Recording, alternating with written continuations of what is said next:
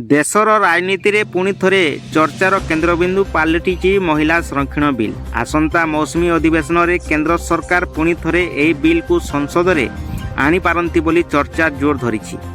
या सहित संविधान संशोधन संबंधी प्रस्ताव मध्य लोकसभा और राज्यसभा रे उपस्थापित होई पारे बोली राजनीतिक महल रे आलोचना होइछि।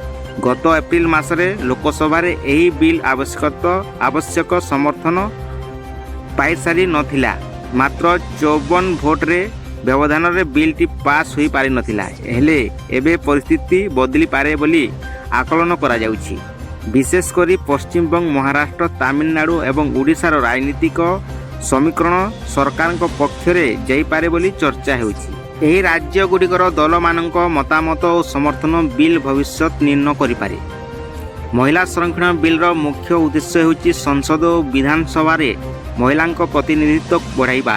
बिल पास हेले लोकसभा और राज्यसभा विधानसभा रे महिलांक पई निर्दिष्ट संख्यक आसन संरक्षित हेबो। यह देशर राजनीतिक चित्र रे एक बड़ परिवर्तन आनीपारे।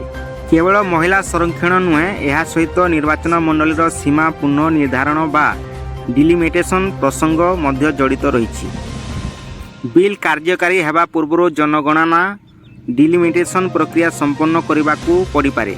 फलरे अनेक निर्वाचन मंडलीर सीमा बदली बारे किछि आसनर आकृति परिवर्तित होई पारे एवं केतेक आसन महिलांक पई संरक्षित होई पारे। बिल